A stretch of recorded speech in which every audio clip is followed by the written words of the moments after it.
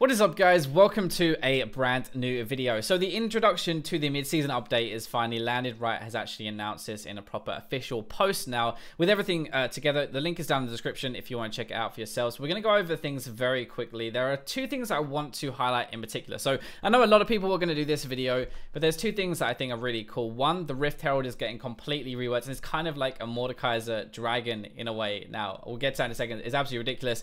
And also supports, it's being much more interesting now, where you have kind of a quest line to complete with your support item, which is going to give you an additional buff when you finally finish that. So kind of like the new Hearthstone update a little bit with the whole quest system. But basically, let's get into the Rift Herald very quickly first of all. So when you kill it, it's not going to give you a buff anymore. It gives you a little item when it drops and a little eye, I think, and it gives you an empowered recall, kind of like the Baron.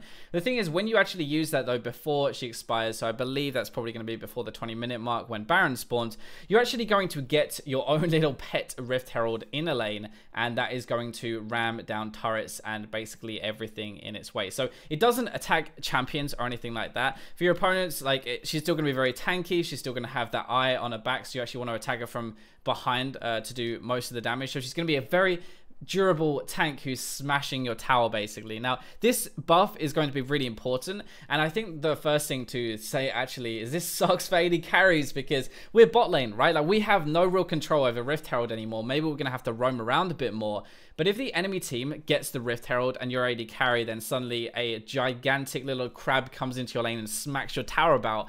There's not really much you could do about that, really. So it's kind of up to your top, mid, and jungle. And if they're not very good and the enemies are better, they plan around it, they have more strategy, you're pretty boned, basically. But yeah, so as she gets into the tower, first of all, she has no interest in fighting champions, it says here. So she's not going to actually attack you and kill you anymore.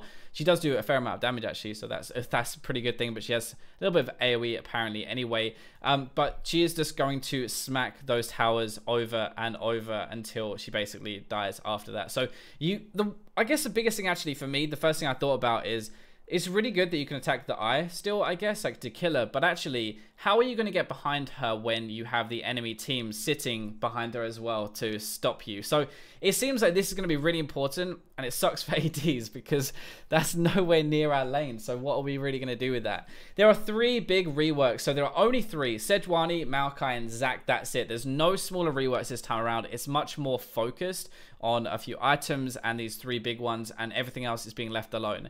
All you really need to know as a TLDR, I guess, of this is Sejuani is getting her passive rework to kind of like a Braum now. Basically, she's going to run in here. You can stack these up on people, and when she uses it, it's going to stun people. Also, her ultimate is completely changed. Well, first of all, her boar charge thingy gives her a bonus resistances and slow immunity, so she can dive in and actually do her job properly, I guess. But her ultimate does not lock down anymore. It's not hard crowd control. What it's going to do is have a massive area of effect slow. So kind of like Trundle. Trundle's W, you know, when he has that big area where he can run faster. It's kind of like that, except it's going to slow the enemy team, and your team can then run onto there and start that stacking passive like the Braum thing. So basically, it's like Braum 2.0, I guess, like a jungle version of Braum. It's going to be really reliant on her stuns. It seems like that's really what she brings to the table, like a massive, in essence, I guess, enemy team-wide stun that you could get onto everybody. By the way, damage-wise, these are all going to probably be a bit lower, but they all have more crowd control, so that kind of sucks, honestly.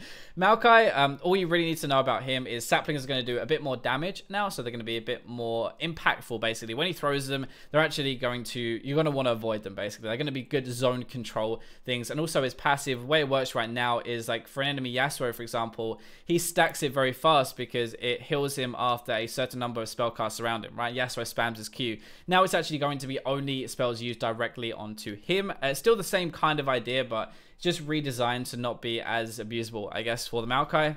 His ultimate, though, completely different. Now what it's going to be like, if you see this little twiggy root thingy, I guess, of an arm, he's going to come out of the ground and move forward, kind of like a wave, I guess. Think kind of like a Nami wave, the way it's going to just position on the map, at least. They're going to slowly advance forward, and they root people for the first one, first champion that it actually hits. So he's going to just use this massive AoE kind of thing that slides forward, and if it hits somebody, it's going to root them as well. Now, it does move slowly, apparently, very slowly, so he's going to have to use this cleverly and probably close to people. You can't really use it as a long range engage, but if you flank, for example, and get behind somebody and use it, you can kind of use it like a Nivea wall, for example, right? Because even though you can actually pass through it, you're going to be rooted. So it kind of cuts off that escape. Like Maokai is going to be really good in the jungle, I think, like at least fighting in the jungle. But I assume he could be a good jungler as well. Finally, Zach, what you really want to know is his Q is going to be the biggest change most likely actually, and his ultimate as well. So with the Q,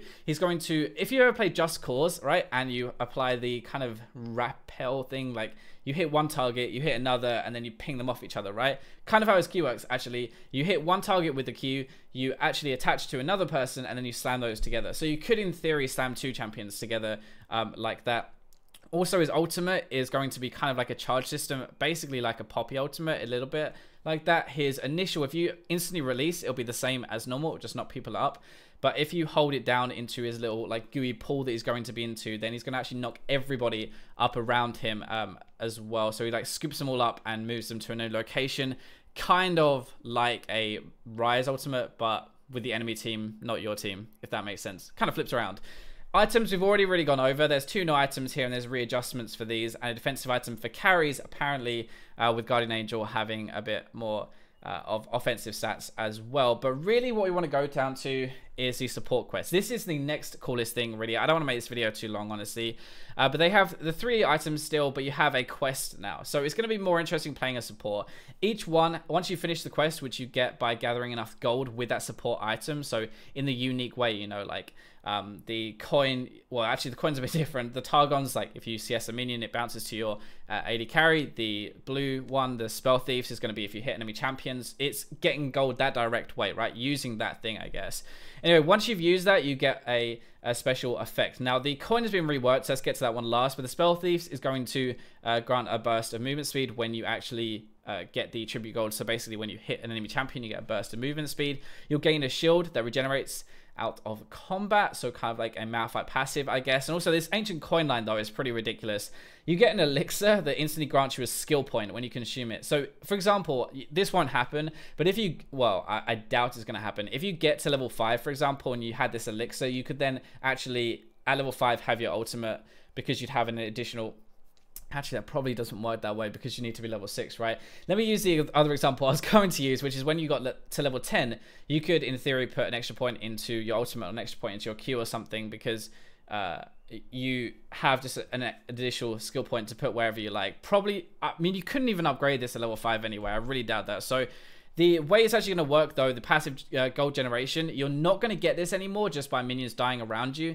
Instead, occasionally, when an enemy, when an ally, sorry, CS's a champion near you, or CS's a minion near you, and it just gets them some gold and stuff, they're going to drop this coin on the floor, and you can go over and pick it up, kind of like a Thresher's Soul, basically, if that makes sense. But anyway, that is kind of the rundown of the new mid-season. That is a very high-level TLDR if you can't be asked to read this or watch other people's most likely 10-minute videos. No, hey, but yeah, so Rift Herald is going to be like a Mordekaiser dragon, basically running down a lane and smacking towers. Sejuani has some small changes. Well, big changes actually, especially to her ultimate, just in the way it works in a passive with the Braum stuff. Maokai is going to have his his ultimate rooting people, I guess, is going to be kind of like the roots popping up. The biggest thing, Zach's Q and ultimate are going to be completely different. You got the items and the support quests as well. So hopefully you guys enjoyed this video. Thank you very much for watching. I'm going to do some more stuff on this, most likely properly in depth, but that is a quick overview. So thank you very much for watching the video, and I'll catch you in tomorrow's one.